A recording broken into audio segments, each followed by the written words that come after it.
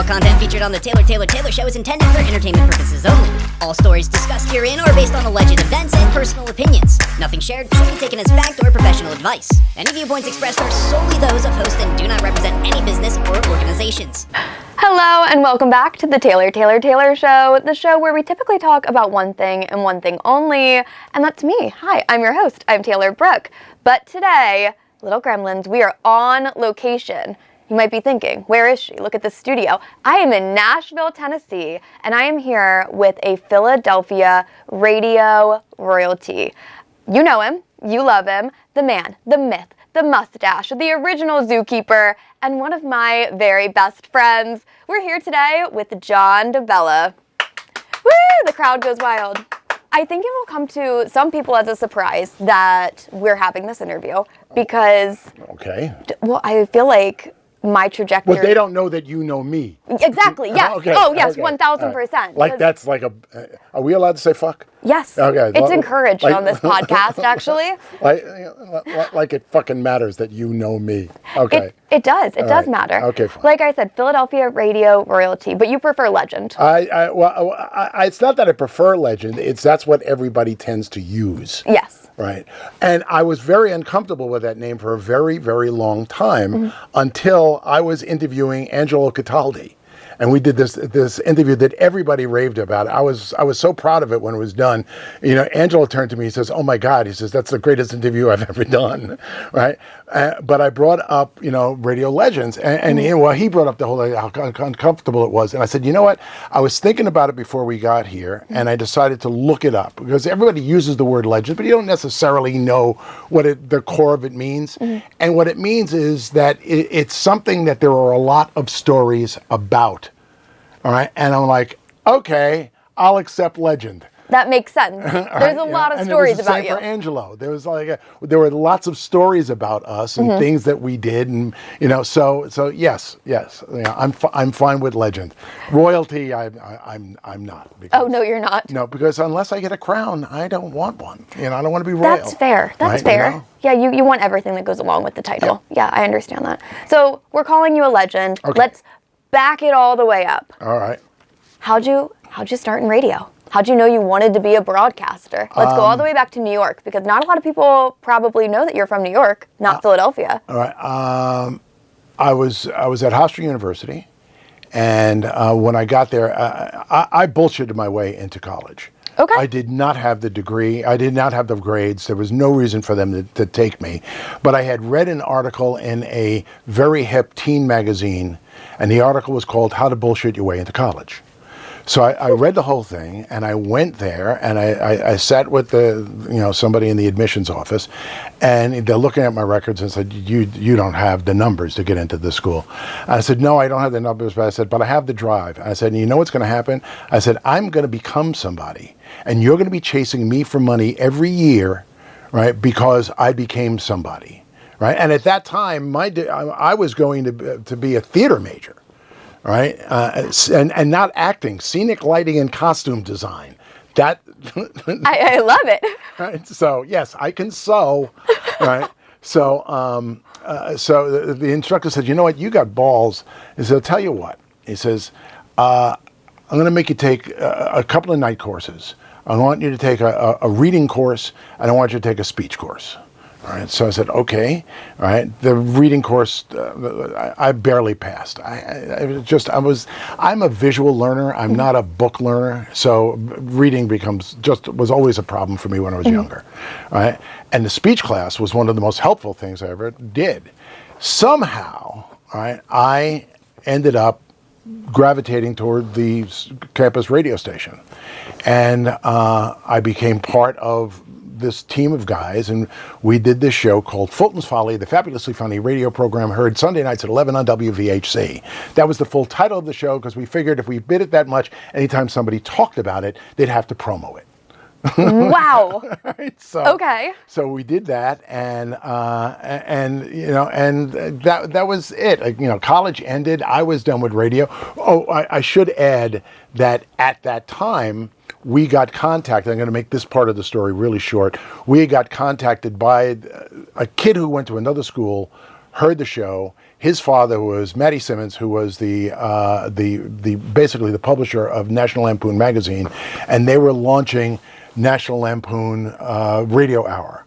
And he told them that he should talk to us. And we went in and we talked to them, and we told them that, you didn't expect this long a story, did you? I didn't, but I love it. Keep going, yes. And we told them that, look, I said, you got to understand that 1 hour of produced radio takes 60 hours of production. No. I said, really, you should start off at a half hour and expand it. Don't do it the other way. No, we're going to do 60. We're going to do 60. So they did 60. I got into a fight with Michael O'Donoghue, who was from the National Lampoon, and he's the guy. Michael O'Donoghue had the negative Midas touch. Whatever he touched turned to shit, right? You don't hear that often. When he started, being in charge at the National Lampoon, Lampoon went down. When he started being in charge at Saturday Night Live went down, right? But I got into a fight with him over a bogus commercial that me and my gang wrote about buy land in Brooklyn. And one of the hooks in it was, come visit our mountains of garbage, come visit our polluted rivers, come visit our tree. All right. So, and he goes, DeBella, that's not funny. I said, O'Donoghue, you wouldn't know. And here I'm a college kid. Yeah. Right. And I said, O'Donoghue, you wouldn't know funny if it walked up and kicked you in the balls. Right. He goes, I don't have to take that crap from interns like you. I said, you know what? I don't have to be here. Fuck you. Fuck this place. We're leaving. 2 weeks later, show became National Lampoon half hour.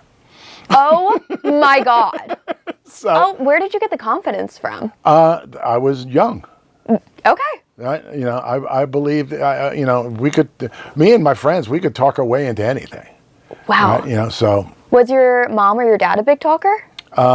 Did you get it from home, or do you think? No, you Dad wasn't a big talker. Mom never shut up, and she never made much sense either. But okay. But so you share a lot of similarities with her. Yeah. Yes, we do. Yeah. So after I am my mother's son. I look like my dad, but I'm my mother's son. Take me from there. Hofstra. Okay, so at Hofstra, it ends. All right, school ends. I go off to be in theater. All right, and I'm working at it, and I went to work for a movie theater company. Mm-hmm. I ran 11 movie theaters in the New York area. We built a small, high-end. It wasn't really a mall, but it was a store that had so many different things in it, and it sold jewelry, it sold kitchenware, it sold all sorts of high-end stuff like that. And I developed that whole thing, and then I ended up in a lawsuit with the company I was working for. I won the lawsuit. I moved to the Hamptons for the summer. All right, and when I got back, I was hanging out with some friends at a friend's house, and the friend said to me, and said, "You're an asshole." I said, okay, I give up. Why am I an asshole? He says, radio is the thing that you did so well, and it's the one thing that you're not doing. You never even tried to get into radio. I said, it's tough, I don't really know anybody. And one of the guys that was there was working at WLIR in Long Island. Mm-hmm. And he says, I know there's going to be an opening at WLIR. I said, really? And I knew the program director. I said, really? And he said, yeah. He said, I said, how do you know? He says, because I'm getting fired. I said, how do you know? He goes, I know. He says, I know. So I went up and I went to my friend Joel and I said, look, this is what I'm doing. I knew him. I always used to go there and he would be impressed with all of the things that I was doing, and he didn't realize I was being there because I just wanted to hang out at the radio station. Right. Right. So I got a part-time job. Right? I did the Sunday overnights, which is the safest shift in the world to put somebody on because nobody's listening. Yes, exactly. And then I went from that to what I called the We Want You to Quit shift, which is Saturday morning, morning show, Saturday overnight, and then run the public service stuff in the morning. Wow. All right? Wow. So I was like, oh, they don't want me here. And then eventually I became Saturday and Sunday morning. And I did really, really well. And they had this morning man, Larry Kleinman, great guy, incredible voice. But his whole show was this one bit that he did in the morning at 8:40 every morning. He did this bit that they ran this. It had this thing called the news blimp, And it was like just clips of, kind of like what people do with videos nowadays. Somebody says something, all of a sudden a clip from a TV show comes popping in. Well, it was like they would talk about a news topic, and then there would be a clip or a piece of music or something like that. And then after it was over with, let's say the story was about buses, right? He would do all songs about buses. Bus Stop by the Hollies, Magic Bus by the Who, and so on, right? And he went on vacation for 2 weeks. He got married, and he went on vacation, and I filled in for 2 weeks. And when the ratings came in, they were higher for the 2 weeks in the month that I was on than it was any other time. I was accused of not following the format. I am the only person in the history of radio who was pulled off the air for high ratings because they believed so much in their morning man, right, that there was no possible way that I could have gotten ratings higher than him, right, while he wasn't there. So they pulled me off the air completely, and I only did production. And I went from there to, I got contacted by a friend who wanted me to go to Pittsburgh where the sky is brown and yellow and the plants are as smart as the people. It's not the edge of the universe, but you can see it from there. Right? He wanted me to go there and do Top 40 radio. And I was there for 8 months. I got there in January. I was gone by August because the station flipped formats. And the guy who was my friend, who was the program director, basically got me. All of a sudden, Larry Kleinman didn't want to do radio anymore, and they were scampering for a new morning man. And they called me in Pittsburgh, and I said, okay, let me think about it. And I tell my friend Rob, and he says, look, let me be your agent. I said, okay. He says, because if they're talking to you, you'll settle for anything because you want to go home, right? I said, let me do it. All right. So he negotiates. He gets me a $60,000 a year salary, which at that time I was like the highest paid person at the radio station. Yeah, by far, right. I bet. Yeah. And this was 1980. Oh my God. Right, and he gets them to pay for my move, and they've got to get me a car. Was he an agent? Or was he just your friend? It was just a friend. He was the program director. But he knew how it all went down. That's awesome. Right? Okay. So I went back to LIR and I stayed there for 2 years, and the funny thing about Rob, and the reason why I got hired, is all he ever heard was the production that I did on the station. Huh. And I said to him, why, you've never even heard me on the air. Why would you hire me? He says, if you could do 10, 15, 20% of what you do in production live, said, you'll be a great morning man. I said, okay, I'll give it a try. So I ended up going back to LIR, and I was there for 2 years, and I was making serious inroads in the industry. People knew who I was, right? We had flipped the format, and we had turned it into what was then called New Wave, which is the same what K-Rock was in LA. K-Rock actually robbed the format from us, but because they were in LA, they got all the attention. So it seemed like they created it, but we did, right? And I got a call one day. I'm home, and I was a morning man at the time. Remember, no internet, no cable TV, no everything. If you wanted to watch something on TV, you had to videotape it and then watch it the next day, right? Wow. So I would sleep in the afternoon so I could have some sort of nightlife. So I would come home, take a nap for 2-3 hours. Right, get up, go out, do whatever, right, or watch the TV show that everybody's going to be talking about tomorrow, and then go to work and start the whole routine all over again. So I'm home one day, and the phone rings, and I'm dead asleep, and I pick it up, and it's Charlie Kendall from MMR, and he says, "Hey, John DeBella, this is Charlie Kendall. I'm the program director of MMR." I said, "Oh, that's great." He says, "Look, we're looking for a morning man. I've got a 6 share in the morning, right? And we would like you to be our new morning man." I said, "A 6 share?" I said, "Yeah." I said, "I can get that down to a 3 in no time." Right? And here's a pause, and he goes, "You are the wise ass they say you are." And I said, "That's why you called." Right? That's true. Right, and next thing you know, I'm in Philadelphia, but the last night, and this is a story I have rarely told. The last night that I am in New York, I am moving to. I'm sorry. This is me going to Pittsburgh.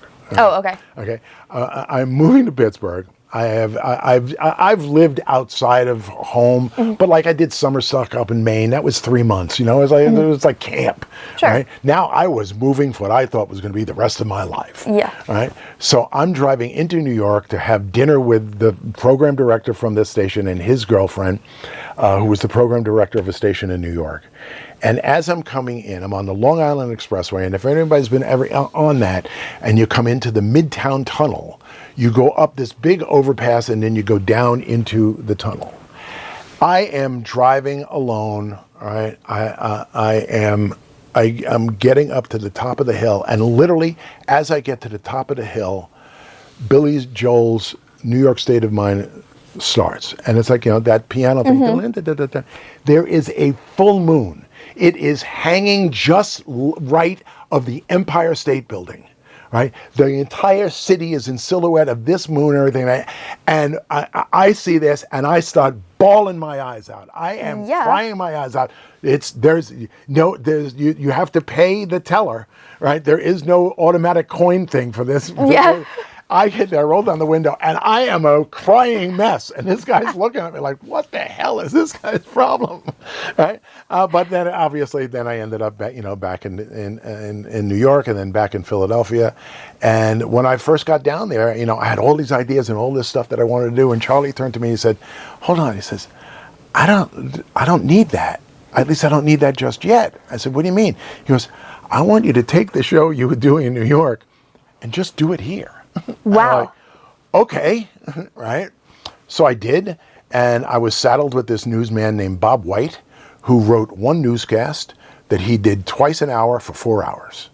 Wow. Okay. What a job right? that Bob had. And it got to a point that I couldn't work with him anymore. And I made it really clear. I said, look, this guy's holding me back.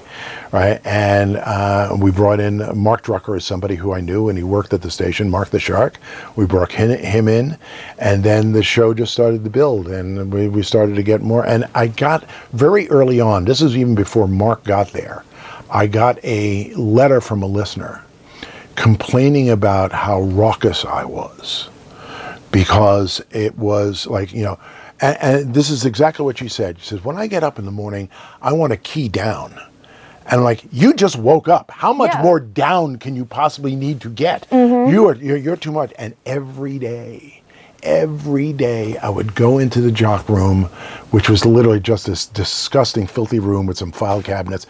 I would open up the file drawer that was mine, and the letter was right on top. And I'd read it again, and I'd go in and kick ass. Wow. And I would do that every single day. Just go in, time and time again and then eventually it was like, changing the name of the show to The Morning Zoo. We got a new program director. And it was, and he came in, and George was famous for firing. Would you like to get a question in anywhere, or should I just continue to No, keep going. Well, I do have a question in between that. So it was the DeBella travesty, It was the right? DeBella travesty. That's what it was called in New York. And then it switched to The Morning Zoo. Okay. Right. And George came in, and George was famous for, when he took over a radio station, he fired the morning man. And he couldn't fire me because I was on a 2-week vacation in Europe. Nice. Right. So I come back and he's listening to the show and he starts to talk to me and he's going to give me a chance. He's not telling me that, but he's going to give me a chance. And he says, look, I got to ask you something. He says, have you ever tried this bit? I said, I did that bit, but they didn't like it and they told me to stop. He goes, okay. And he comes up with another bit. And I give him the exact same answer. They didn't like it, they told me to stop. Right? When he gets to the third one, and I give him the same answer again, he says, look, here's what I want you to do. He says, I want you to go home, I want you to think about all of those bits, I want you to slowly put them back into the show. And then we're going to build from there. And I was like, finally, this is for the first time in my life, I have a program director who I can work with, who is not just, I'm in charge. Right. And this is what we do. Yes, right? exactly. So we were at it, and George said to me, we had got some research back, right? And we found that a lot of people didn't know what the word travesty meant. All right. So he says, I think you should change the name of the show to The Morning Zoo. Now, Scott Shannon and I think it was John Lander, they were both working in Florida together, and they called their show The Morning Zoo, and that was the market that George came from. So he came up with the idea, says, just switch it to this. I said, I don't like that. I mean, I don't know, right? But the show was building, and now by this time there were 5 different people who were on the show. It was myself and 4 other people. And one morning it just got wild. It just got totally out of control. I said, you know what? This show is not a travesty. It is an absolute zoo, right? And I went, it works, right? And from that point on, we were the morning zoo. And that was, let's see, I got there in 80, so that was like by 82, by 85. And we used to put MMR used to put out the WMMR Survival Guide, right? And one year we had a list of things that we wanted for Christmas, for the fall one or the Christmas one, whatever it was. This whole list. What do you want for Christmas? And each jock had something on there, and all it said for me was a 6. Right? Nice. Right? Meaning I wanted a 6 in the ratings. Yeah. Right. So New Year comes. It's in 1985. Right. I am a special reporter for Radio 1 not Radio 1, I forget who, but a big syndicator, and I'm doing reports. I'm running around with a microphone, and I go, and MMR had a trailer, a Winnebago, that we were hanging out in and doing interviews in and stuff like that. So I went in there, and the new program director comes up to me. He says, "Wow," he says, "congratulations." I said, "For what?" He says, "The ratings." I said, "I don't know anything about the ratings." He goes, "You know nothing about the ratings?" And I said, "No." He says, "John, you've got a 6.5 in the ratings. You beat KYW. Wow. You are the #1 morning show in the city." And to the point that I was in such shock, I told Westwood One, that's in the company, I told Westwood One that I was sick, and I couldn't cover this anymore. And I literally went home in the middle of Live Aid and watched the rest of it on TV like a zombie. I was like, how long did it take you to snap, to snap back out of it? Yeah. It took a couple of days. I was still in shock for a few days. Right, because again, say what you will about me. At my core, I don't really believe much in me, right?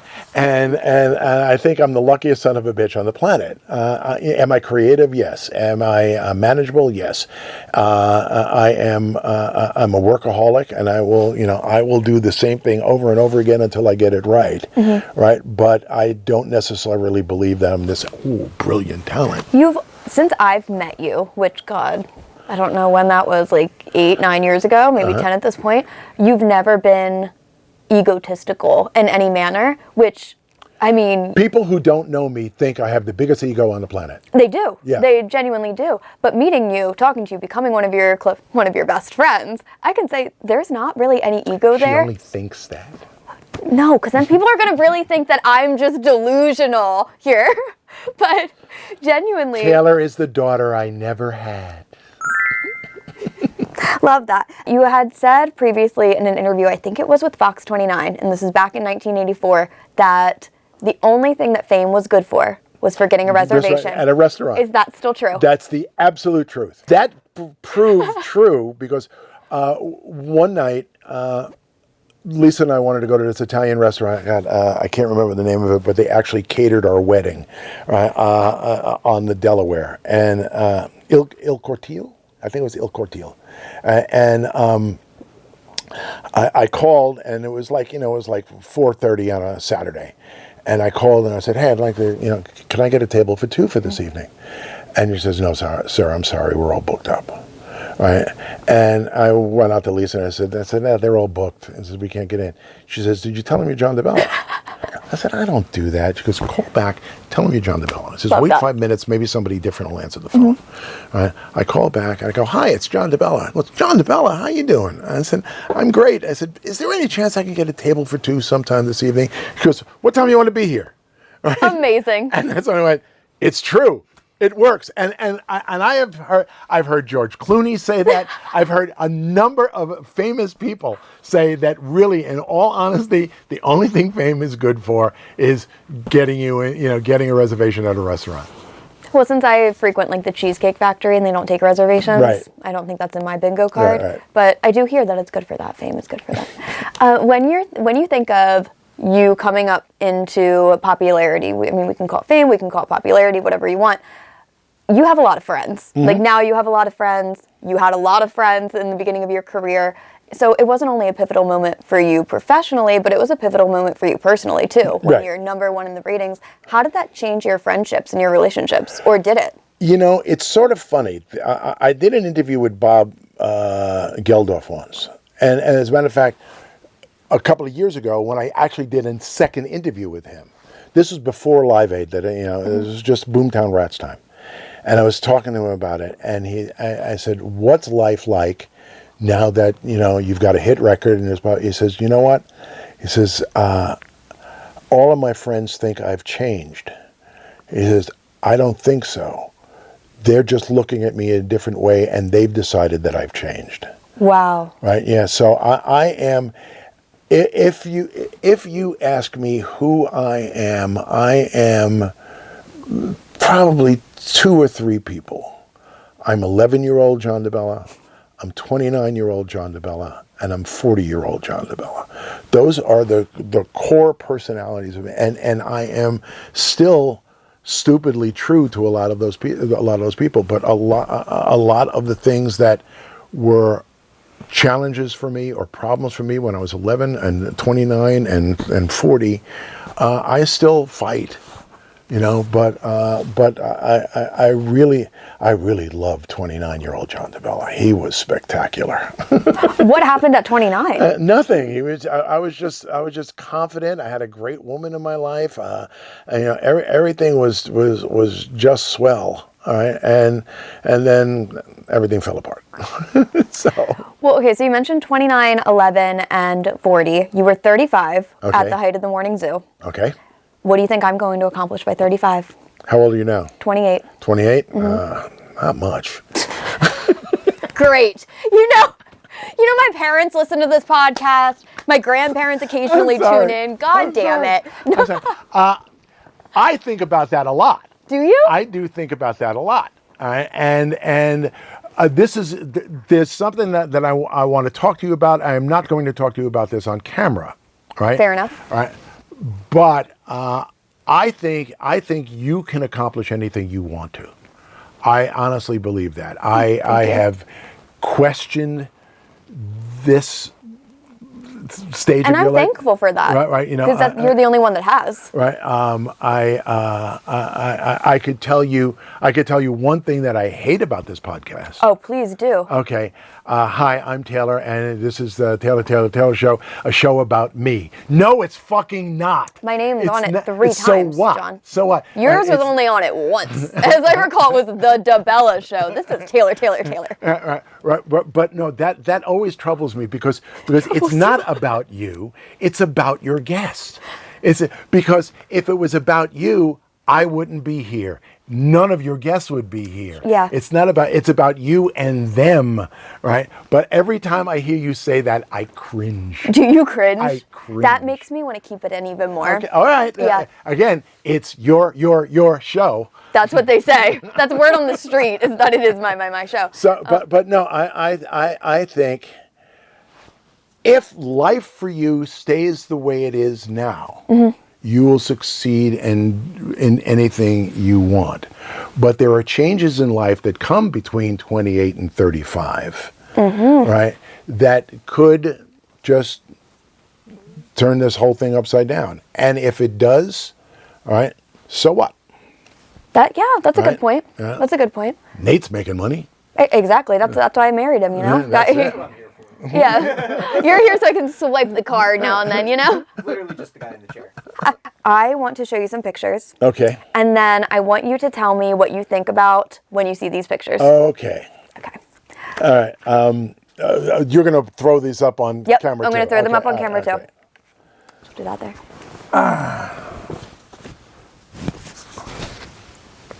Now that I'm not sure. It looks like a frat party. I think all this is a banner that somebody put up for the 25th anniversary of MMR. That's Amazing. right. That's. I have nothing to do with this. Okay, cool. Okay. All right, let's move on to one of my favorite. This is. There's dates on the back too. This is a week of live broadcasts from. Not the Hard Rock, the Something Rock Cafe in Philadelphia, right? And everyone and their mother appeared on the show that year, right? And this is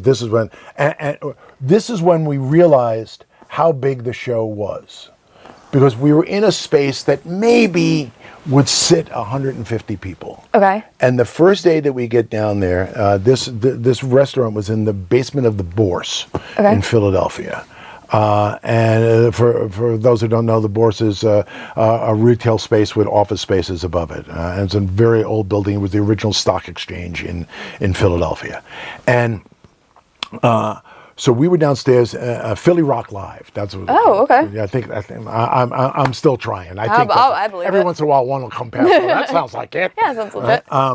So we went there to do it, and as I show up, there is a line from the front door that goes out to 5th Street, goes to the corner, goes down Market, comes around the block, and is on the other side. Wow. And I'm like, oh my God, this surreal. room only holds 150 people. There's got to be 500 people here. What are we going to do? Right? And basically, and it started there, and we used to do the exact same thing when we did the live shows in Atlantic City. Right? You can stay for the first 2 hours. And then you have to leave, and we got to let these other people in for the second 2 hours, right? And if there's room, you can come back in. But and we would do it in a song, in the length that we would put on like a 5-minute song, and everybody had to get out. Right? Oh my and gosh. all the other people had to get in. Wow. Right? And everyone obeyed that rule? Was it Right. hard to get people out? Yeah. No. Yeah. Okay. So. All right, here's another one. I know that this is from the Louie Louie Parade. This is from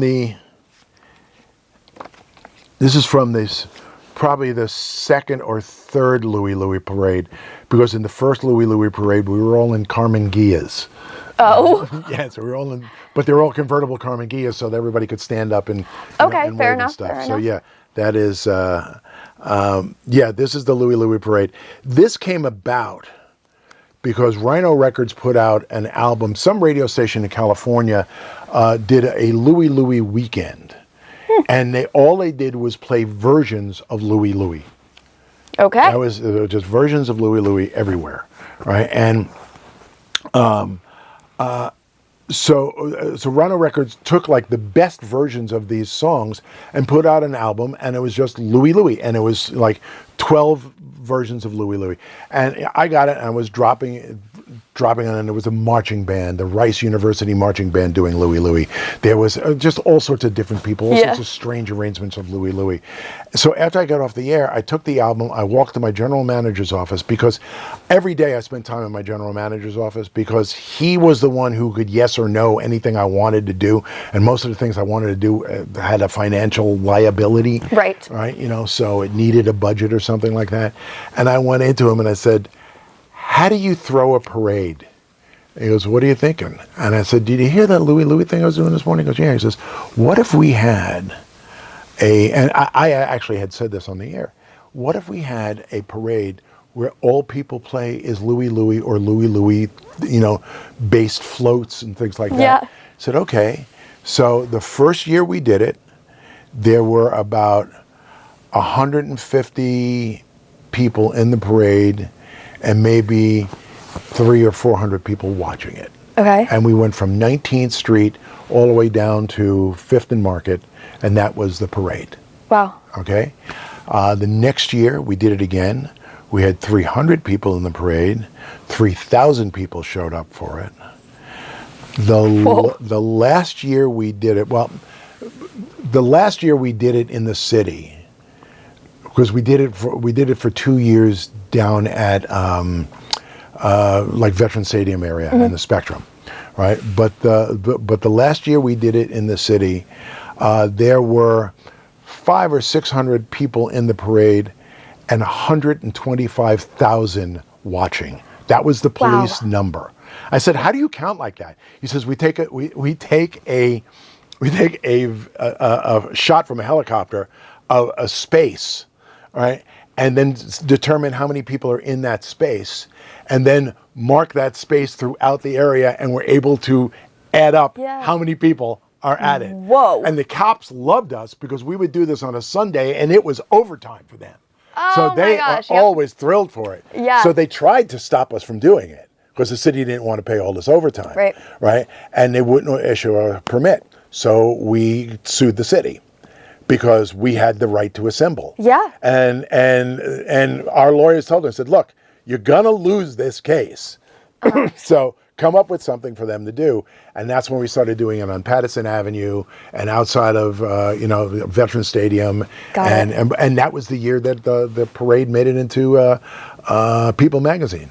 Wow. Yes, I'm in People magazine. Guess what? Me too. Are you? Yeah. Well, no, you were quoted in People magazine. Same thing. Yeah. Same thing. My Speaking. picture on 3 pages story. Okay, maybe I can't compete with that, but I also can't compete with this. The cover of Rolling Stone. This is framed upstairs in my office. That's an actual postcard that I didn't realize. Yeah. Well, but this is exactly what the cover looked like. Yep. And I have it framed upstairs in my office. And it's funny because anytime somebody comes to visit, they look at the stuff and they kind of like, they see Rolling Stone and they walk past it and I go, "Hang on a second." I said, "That's Rolling Stone." I said, "That's me." I'm on the cover of Rolling Stone. That's right? wild. The entire staff is there, but we were voted the #1 radio station in America for 21 years. We were 21 years. Now, this one I just took because I want to hear how you feel about gas prices. Well, $1.01. no, $1.07. And 7. $1.07. Well, it's 7 and 9/10 cents, so it's $1.08. Okay. All right, but fair enough. Gas in Nashville is much cheaper than gas in Philadelphia. What's the price right now for gas? All right, if I go to This is riveting conversation. Like around here, it's probably maybe $2.89. Okay. Wow. Okay, where I go, it's usually $2.84 or $2.85. We're about $3.10. Okay. But because I'm a Kroger shopper, and every time you spend $1, you get a penny off or something like that, my average gas price is about $2.19. Jeez. Right, and whenever I hit that, because sometimes I haven't had enough credits. Sure. Right? But whenever I hit a really low number, I take a picture of it and I send it to my friends in Philly. It's like, "Here's what I paid for gas today." No, that's awesome. Gas is so expensive. When Howard and Adam saw $2.14, they were like, "What are you? What? Screw you!" I drive to Delaware to get my gas just Yeah, I because know it's like that, but a little bit cheaper. Yeah, but that's like 3 miles. I for can you. throw a rock. Yeah, it's not that much of a change. This is one of my favorite billboards that I saw. I know that there were a lot of MMR billboards back in the day, but that one is my favorite. I don't even Any remember this insight one. on what it means? DeBella's advice nearly changes Cuomo's decision. Which decision? Well, it was probably Mario. It was the father. Ooh. It would have been the father. Okay. And he didn't run for president. And that's okay. All right, Got it. So I had nothing to do with that. Wait, really? No, I had nothing to do with You that weren't at part all. of any of the creative on that. No, it was not part of that. But it was run past me. Okay. It had to have DeBella approval. Was it weird to my see contract said that you cannot quote me without my approval. Within the company, right? You cannot quote me without my approval, and you cannot use a picture of me without my approval, because over the years, some really bad pictures would go, and I look like a complete idiot. Like, no, right? I thought you're supposed to be promoting me. This isn't doing that. Right? So I love that because I would do the exact same thing. I'm too vain to let anything just go past. This is just one of my favorite headshots. me and Shark. Yeah. right? The late Mark the Shark, Late Mark the Shark. right? Great guy, really oddball. Really, Who's the weirdest person you've ever worked with? probably Mark. Really? Probably Mark. What made him so weird? Yeah. Give you an idea. He became the production guy at LIR when I became the morning man. Okay. Right.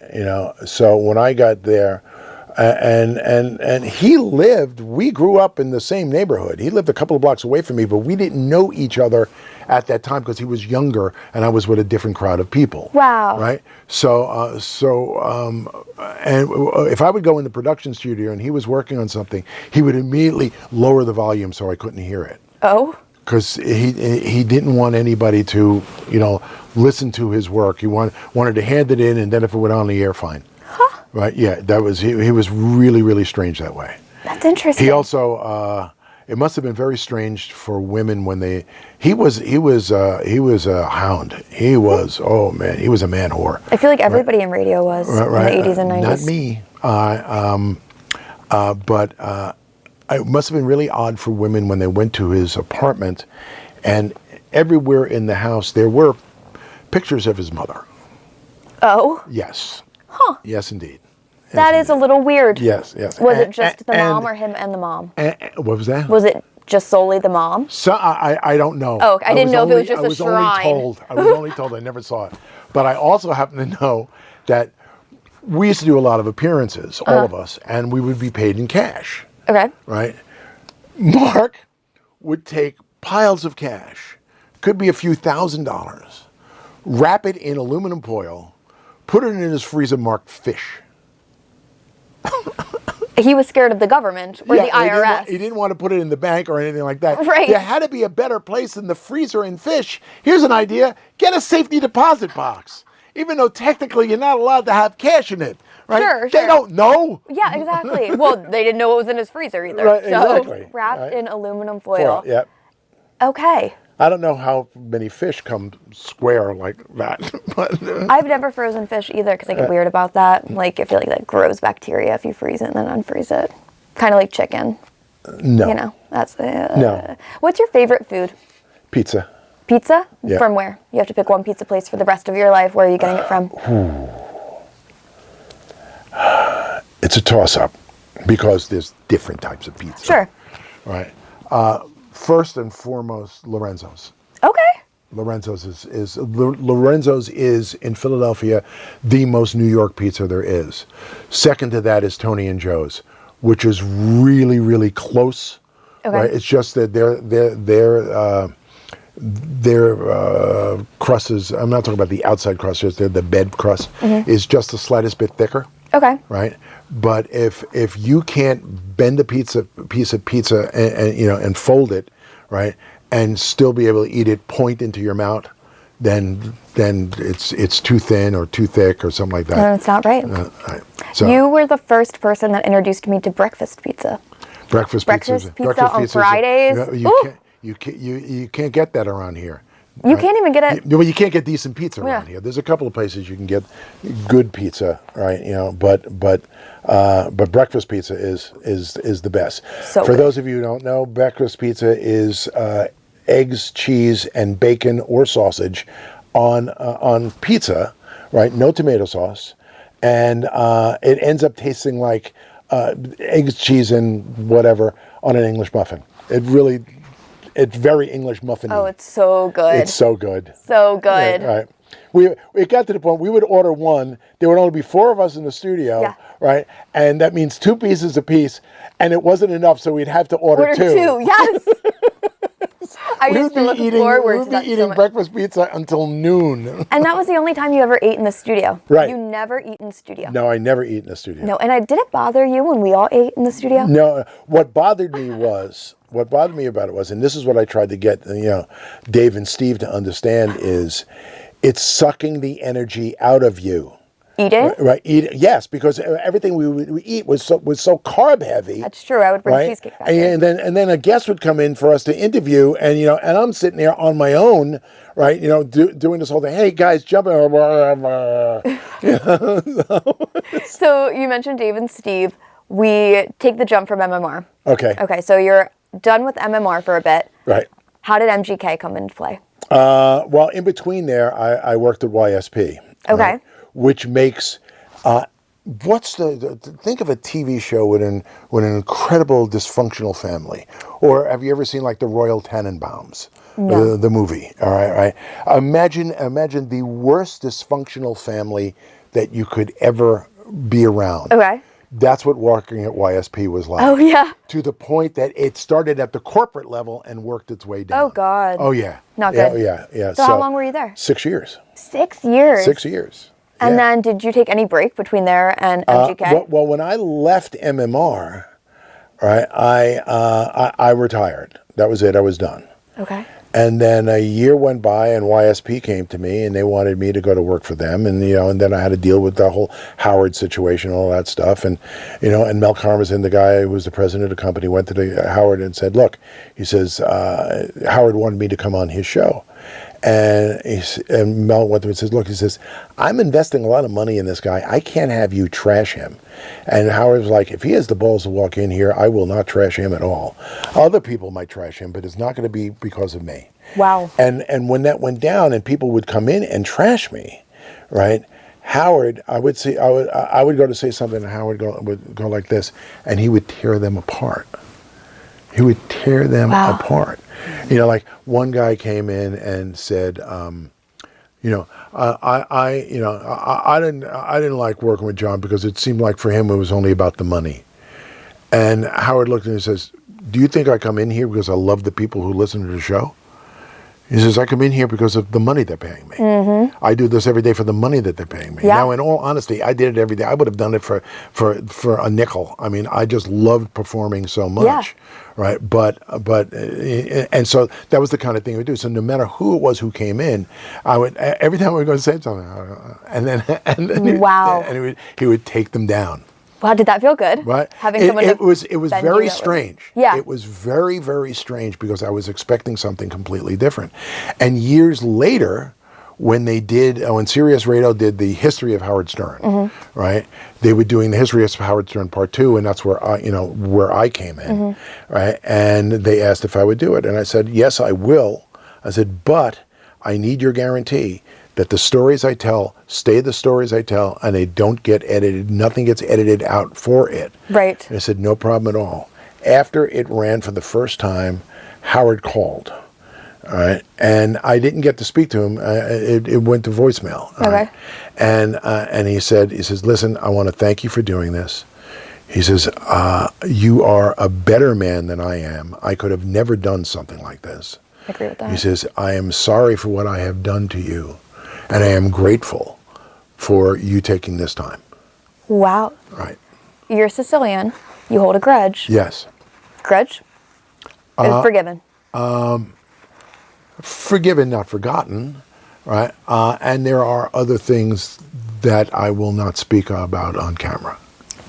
Amazing. I'll tell you as soon as you shut them off, though. I can't wait. We just go black. Everything goes black right now.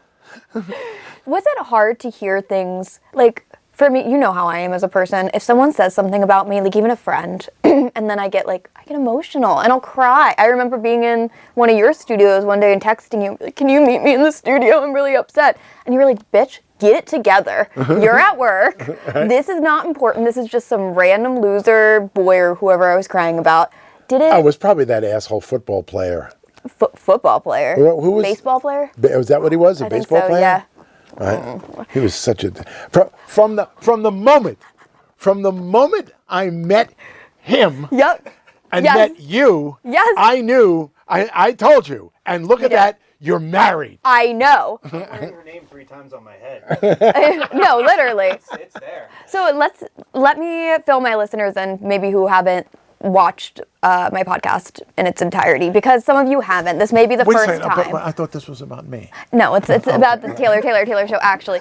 So if you don't know, the way that I met my husband was through John DeBella. I had started in radio. I had no business being there. I was a promo intern. I was going to school for education. Do you remember what I said to you the first day you were there? You said, or someone tried to show me your studio, and you said, no. No. You said, "No, that's my studio. I will do the tour." I said, "Okay."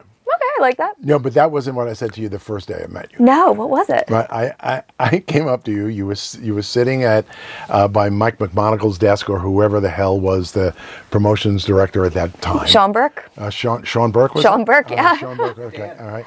Oh, and Dan Fine, yeah, they were right there. Okay. It was Yeah. Dan Fine and Sean was the assistant. Yep. Yeah. You were sitting with Sean, and this is the first time I saw you. And I come up to you and I went, the fake eyelashes, gotta go. You did say that. I must have blocked that out. Right. Yes, you did. I said they've got to go. This is rock and roll. Nobody does this. Right? Yes. But how are the lashes now? Do they look better? Nate was my intern at that time. Right. You came in the studio. You wanted to see the studio. I said I'll bring you in there. But I'm telling you now, the man you're going to marry is in that room.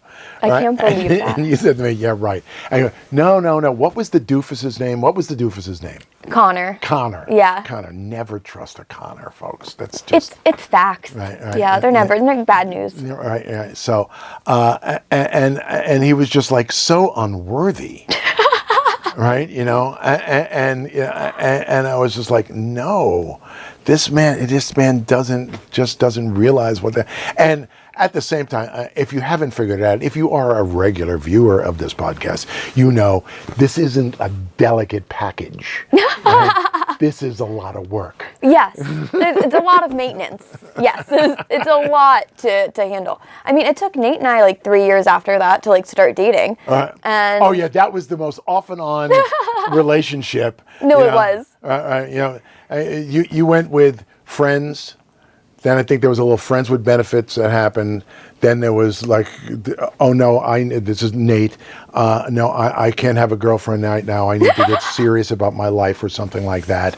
Yep. And then there was some dating again, probably more benefits, and then eventually it became okay. Exactly. Right. Yeah, I would have. I think back on that day when you introduced me to Nate and like that studio, and it's crazy how one little moment can change the whole trajectory just of your life and your career.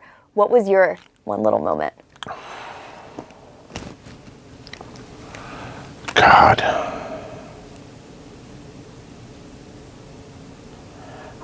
in all honesty, that's something I would have to really search for. Yeah. I can't really say there was like one moment in my life.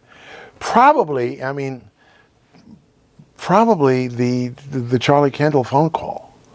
And waking up from a nap to that. Right. And waking up from a nap and being on. Yeah. Right. It's like, well, you got a 6 and where I could get that down to a 3 in no time. And the pause was hilarious. The pause was absolutely hilarious. He knew he made the right decision by calling you. It's like, huh? It's like, you've interviewed everybody in rock and roll and classic rock. Not everybody. There's still a couple of people out there that I never got to interview that I would like to. They were always on the wish list. Who? George Clooney. Okay, fair enough. He's in the group. Okay. Bruce Springsteen. Yeah. All right. Spoke to Patty multiple times. Know Steven very well. I mean, I've met Bruce a number of times, right. But never got to sit down and talk to him. Right. But number one, Tom Hanks. Tom Hanks was my number one major get. Wow. Yeah. Do you think he would like you? Yes. Would you guys be friends? I think we would be. I think about that in Taylor Swift a lot, and I get nervous Don't bother. that I'll like overhype. Don't bother. Don't bother. She's gonna be my friend one She's day. not going to be your friend. Okay. Her parents live around the corner. Go knock on their door and tell them that. No, because then she definitely won't be my friend. There'll be a restraining order, a cease and desist. Right. I can't wait to tell you that I'm going to the wedding. Shut up, you're not. You're not. And if you are, then I don't know what I'm even going to do with myself. I was thinking recently that I might try to do stand-up comedy. And part of the inspiration for that was watching the Comedy Factory Outlet performances that you used to do. Okay. And I think they were very funny, engaging. Why'd you stop? I didn't have the time to write. Okay. I just, if you're going to be a stand-up comic, you have to write constantly. Yes. And rewrite. And believe me, right? Follow this career. Don't follow that one. Really.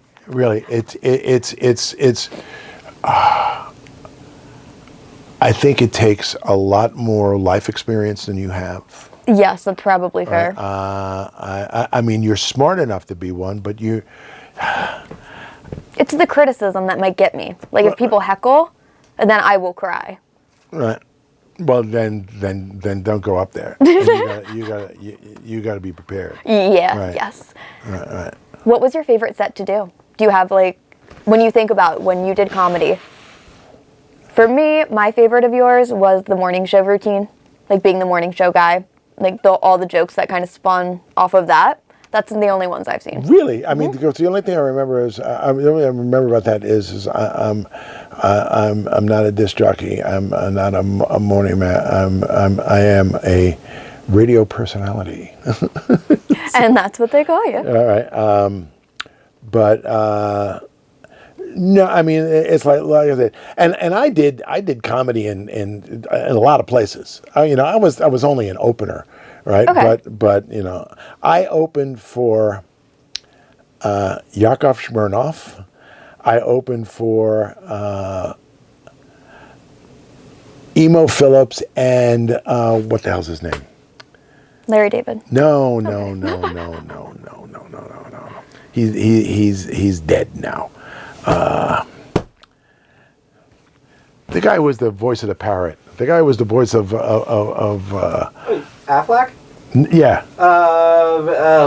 Gilbert Gottfried. Gilbert Gottfried. Oh, okay. So it was Emo. It was me, Gilbert, and Emo.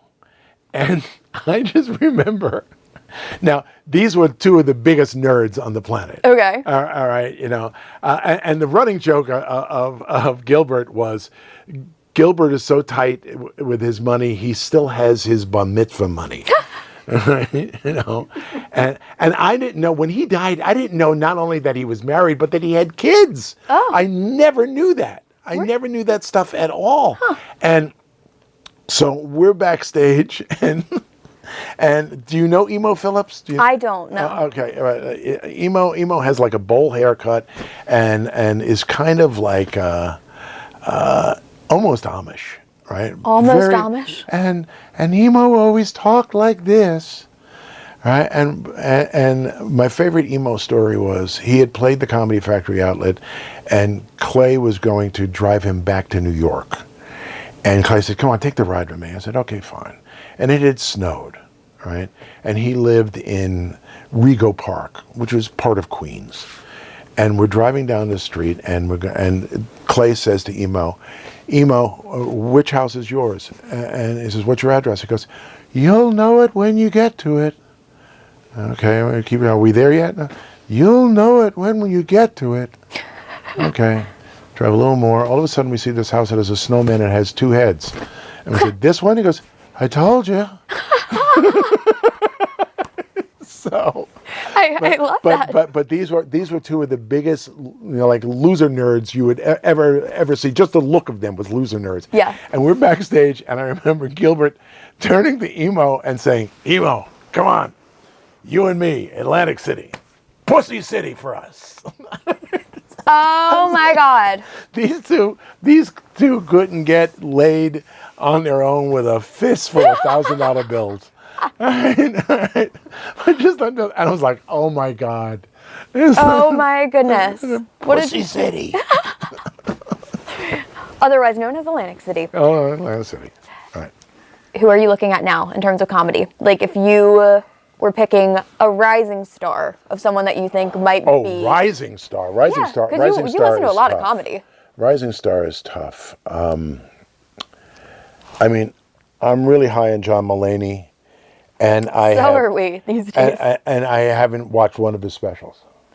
I've never. Oh, it's just a TV show that you watched. Just a TV show, and I'm like, this guy has the biggest balls in television. Tell me why you think that. Because of what he did, because of that TV show. Yeah. That could have been like the biggest failure, right? Yeah. And I know his executive producer. He's a very good friend of mine, and.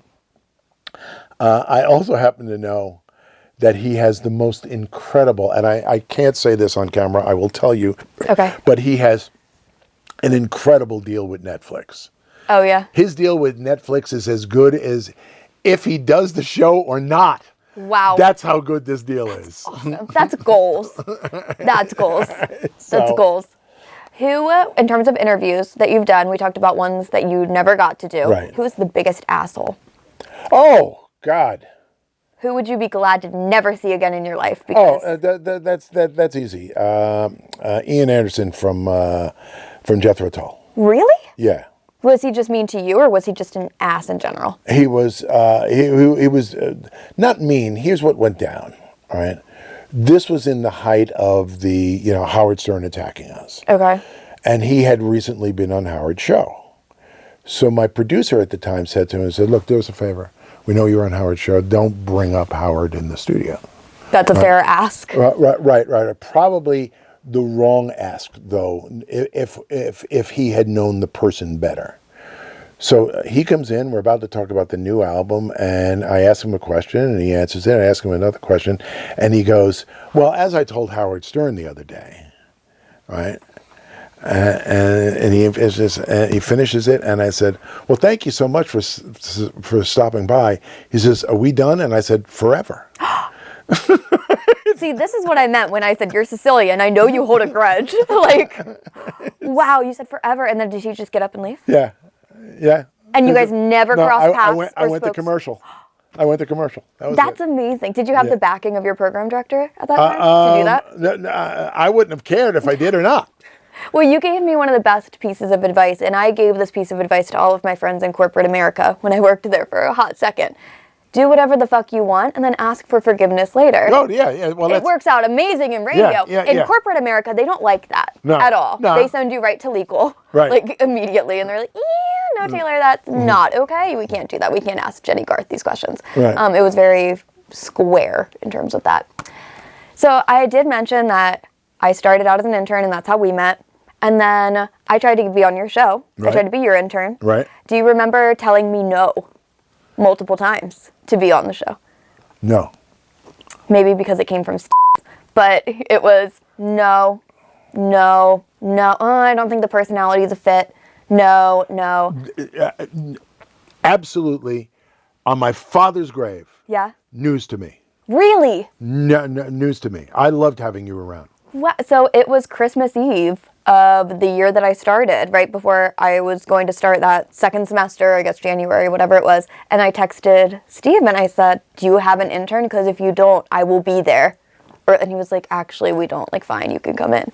And that's crazy. No. I thought you were clued in. I had nothing to do with it. How did you? That is one of the things that happens, right? To a lot of people in the position I was in. Mm-hmm. Somebody makes a decision and makes it seem like the decision's coming from me. Right. The best example of this, and I'm not comparing myself to Frank Sinatra, is Frank Sinatra rarely did interviews. Mm-hmm. And this guy gets the opportunity to do an interview with Frank Sinatra, and he sits down with Sinatra and he says to him, "Mr. Sinatra, thank you so much for doing interviews. I know you don't you don't normally do this." Mm-hmm. He says, "No, I love doing interviews. Nobody asks."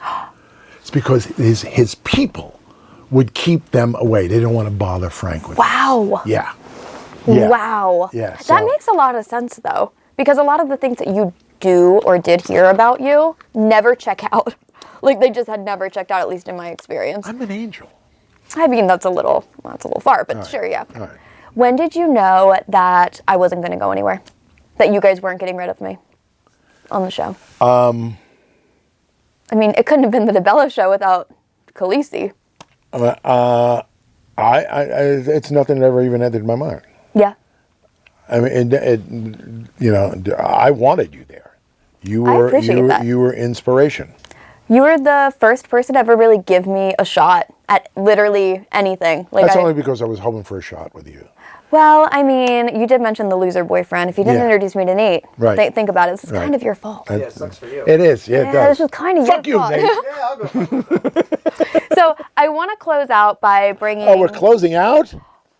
Wow. Damn, there were so many things I wanted to. Well, we can still talk, but I took a little trip down memory lane. Okay. And do these look familiar to you? Yeah, I saw you with one of those before, And I'm like, what is she doing with these things? What? I'm going to ask you some questions to see what you remember about Okay. the John DeBella show. Okay, remember, I'm old and my memory is just fading by the second.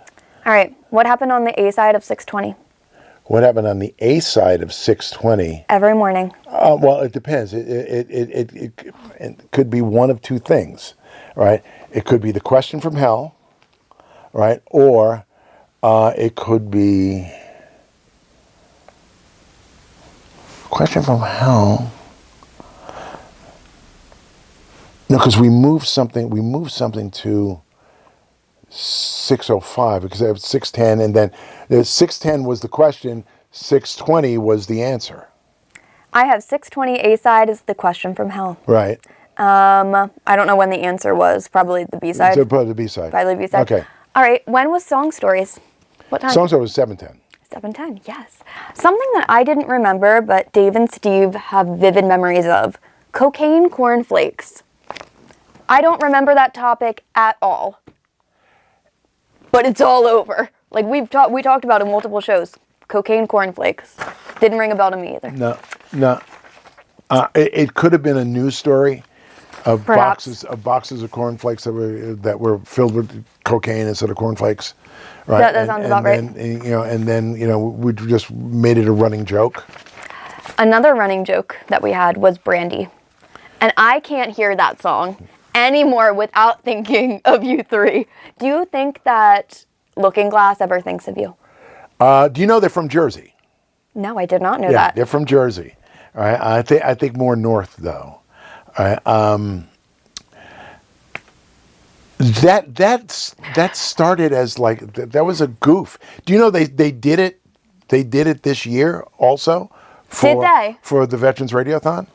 That's awesome. What a Yeah. great way to get Yeah. people to raise money. Yep. Than playing Brandy. What are you most proud of when it comes to your career?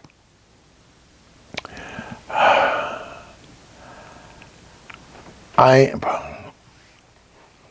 probably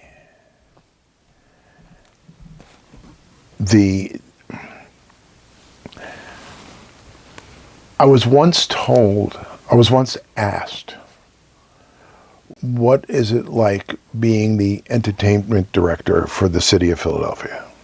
Whoa. Right. Whoa. And I said, God, I never looked at it like that. I just, I'm just a guy doing a job, right? It's like, it was all about the job. I don't think people ever understand that. It didn't matter. Hey, look, I wanted to get paid well because they were making lots of money off of me. All right. There was this. You want to hear a money story? Yeah. Okay, here's a money story. All right. One day, one of the general managers I had questioned the amount of money that I was making. All right.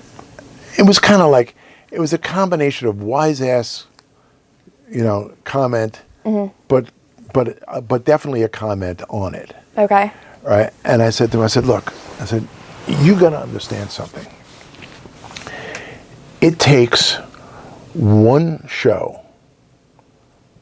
the money that you take in from one show of mine, right, pays me for the week. The money you take in for the second show of mine pays my staff for the week.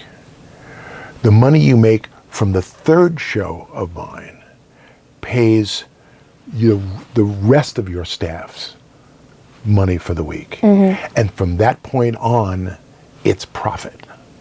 Don't ever question how much money I'm being paid. Wow. Wow. Was there silence? Was it met with silence? No, there was apology.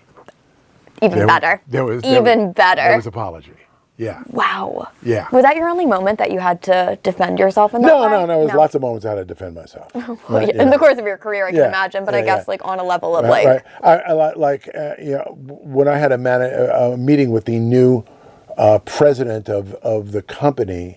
The company had changed hands a bunch of times, and this guy came in, and Basically, he was known for just cutting. He was a hatchet man. Okay. He was just going to cut numbers and cut things like that. And he came to me and he said, he goes, and this was after my first wife died. And he says, I don't know how you managed to go on. He says, I don't know how you keep doing this. Had I gone through that, I wouldn't be able to do this at all. And I looked at him, and I knew what he was up to. And I looked at him and said, well, obviously, I'm a much stronger person than you are. Oh my God, John. This is to the president of the company. Oh my God. Right? I was like, what are you going to do, fire me? Yeah, seriously. Right? Wow. Let's play a name association game. Okay. Typically, with my guests, I say, all right, I'm going to give you a bunch of controversial celebrities. Okay. I'm not going to give you controversial celebrities. I'm going to Okay. give you people that you know and you've worked with. Oh, that's rude. That's rude. So you tell me what you think of when you think of these people. I'm going to pick ones that I think that you like. Right, We'll right. start easy. Kevin Gunn. Wonderful human being. One of my oldest friends who has more stories about me than I have about me. Pierre Robert. Pierre Robert. The man I would fall in love with if I were gay. Right. love Pierre. The most honest soul on the planet. He is. I thought I was America's last hippie, but he is. Yes. He is. Jackie Bam Bam. Jackie Bam Bam, just a whack job. Just a whack job. You can't not love him. Bill Weston. Bill Weston, best program director I ever worked for. That's a big compliment. Yeah, best program ever. Hear that, Bill? Yeah, as if Bill listens. Bill, You're right. I hope you are listening. Debbie Well, he County. can't get past that it's a show all about you. Oh, yeah, okay, I'm sure. I'm sure. Debbie Cowton. Debbie Cowton, I just sent Debbie Cowton a long email letting her know how much I love her and what a joy it was to work with her over the years. She will always be my little redhead girl. Oh, that is so cute. Cindy Graham. Cindy Graham, I text with regularly. We are both period movie junkies, especially British period movie junkies. Okay. Right? Yeah. Yes. Call me gay. I'm a Jane Austen fan. Right? Well, you just called yourself gay for Pierre, so I okay. feel like it's fine. All right. It's Preston Elliott. Preston Elliott, wonderful human being. Right? I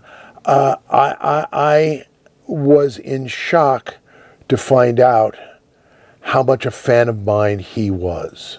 Yeah? Yeah, right. And I had, when I got inducted into the Radio Hall of Fame, I had Preston and Steve, who had been inducted already, do my introduction. They videotaped my introduction. And Preston said, he says, there were all these radio bits that I used to hear, on other radio stations and, and in my own marketplace. And then when I came here, I found out he was the guy who created them all, and these people all over the country my goodness. were stealing these bits, right? That's awesome. So What a cool interaction to have. So and when they did the interview, he said, there's something wrong here. He said, because we're already in the Radio Hall of Fame. He should have been in before us, right? The two of them are just, I always felt so comfortable with them. Yeah. And they it was amazing what fans of mine they were. Yeah. Right, and I said one damn stupid thing to Preston once, probably didn't mean anything to him, and to this day I'm embarrassed by it. Really? Yeah. There's nothing I hate more than when people are talking about places in England and they pronounce them Shire. Right? It's not Gloucestershire, it's Gloucestershire. It's always sheer. It's never Shire. Okay. Okay? And I heard him do it one day and I corrected him. John, you couldn't help yourself. I couldn't help myself. You couldn't help It was one of those yourself. things. It's like cashmere, Yeah, not cashmere. Yeah, right. It's one of those things. Well, I told you I did the Joe Bonadonna with Kashmir. I don't think so. Kashmir was one of those songs that Joe Bonadonna would pronounce as Kashmir. I used to do that before I met you as well. Yeah. And I did an interview backstage with Robert Plant. Oh my God. And I asked him to say this, and we set Joe up, right? And we said, hey, right, we've got a clip of Robert Plant from the concert last night talking about Kashmir, right? I put it on. We were using carts at that time. Yeah. I put it on a cart, and why don't you go to it and then play Kashmir? So, that would be great. He goes to it, and it says, "Hi, Joe. This is Robert Plant. I just want you to know the song is called Kashmir, not Kashmir." Oh my God. That would haunt me for the rest of my existence. I would never be able to get over that. Oh my God. Understand? I've known Joe since Joe and I grew up on Long Island together. We weren't close friends, but I knew him since I was like 14 or 15 years old. You've known everybody. I'm old. All right, let's keep going down the list. Nicole Ryder. Nikki. She was. I hate that bitch. No. She was. No. I liked her a lot. She was very spunky. Yeah. Really. But she was. I have a problem with nose jewelry. You do. I have a problem. I have a problem with any kind of jewelry where it doesn't belong.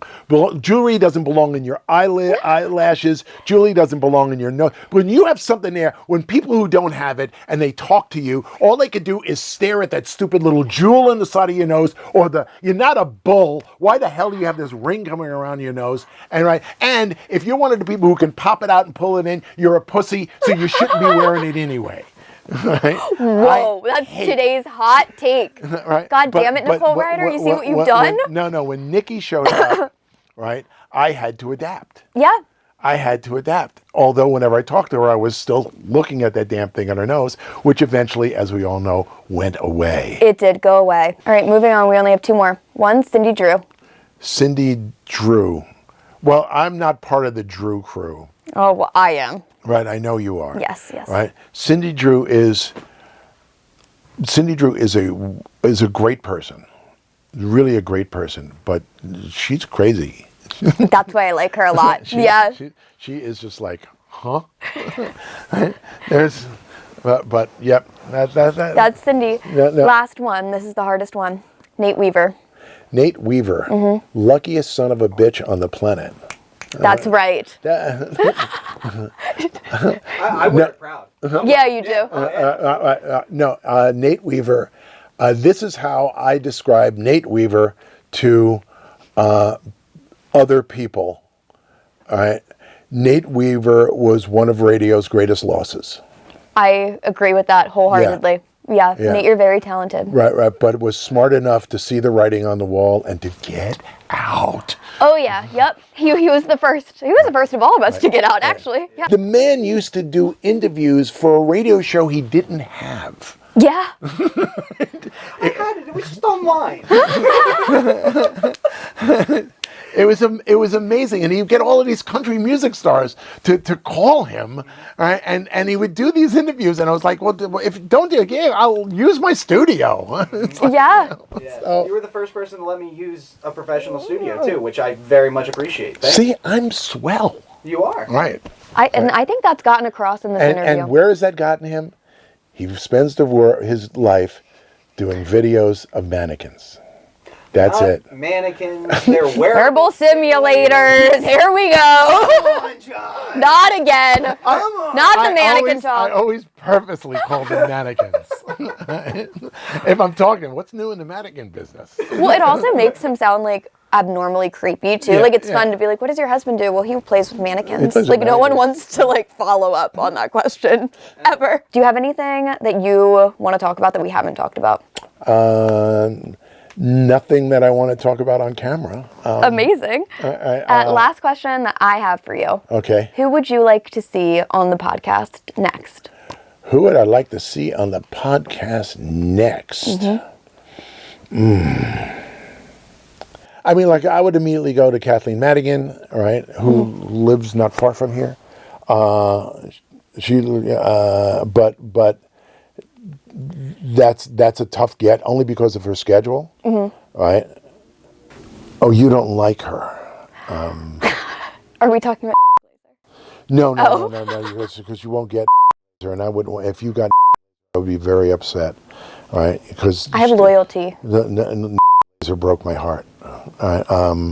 Wait, who were you going to say that I would have said no to? I thought it was an. No. I gotta keep bleeping her name out. You don't like her. Sounds like me. I didn't used to think women were funny until I started becoming really funny myself, and I thought, yep, they exist. Give up the stand-up dream now. God. I'll do my tight 10 for you after this if you want. Okay. Okay. It starts out with, hi, I'm Taylor. I have a podcast. It's called The Taylor Show. So you're definitely going to hate it. I also want to give a nice shout out not only to you for being on the podcast today, but to Casey for letting us use his amazing studio. Well, it's his studio. I built it. I paid for everything in it. But if I recall, that plaque up there that has 1 million streams, that's Casey Sable.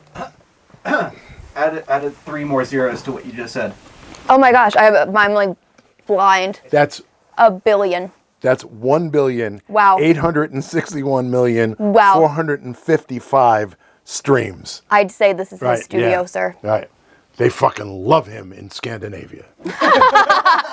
If you haven't checked out Casey Sable's music, take some time to do that now. I think you're going to be pleasantly surprised. Any other plugs for anything you have going on that you want people to look out for? The woodworking, perhaps? Well, there is the woodworking. This lovely table is something I put together. Yeah, I mean, it's John DeBella Woodworking on Instagram. There is an Etsy site coming. There is a web page coming. I recently did my very first craft show where I sold nothing. And well, I realized the reason why I sold nothing is I was surrounded by people who were selling pieces of cake and like those dolls that look like they're real babies, right? And and there was one woman selling clothing that all showed up in a dry cleaning van, right? And it led me to believe that she was selling clothing that people never picked up from the dry cleaner. Oh my God. Right. Probably. People do that on TikTok. So I mean, most stuff there, my stuff was far too expensive for what this venue was. Okay. And it was the kind of stuff that you buy my stuff as a gift or you custom order my stuff, right? You don't, walk up and decide, oh, I'm going to drop $250 on a cutting board. Right. Right? So. Well, it is of note. Hopefully this has it on the back of it. Oh, it doesn't. Typically you have the DeBella stamp. Yeah. Which makes it very unique. I have a lot of pieces in my house.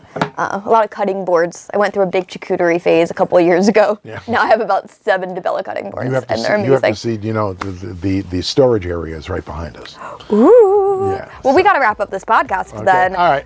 Thank you so much for listening, for watching. Stream this wherever you get your podcasts. And a big shout out to the McCord Network. Thank you for distribution. And thank you for John DeBella, everyone. Woo!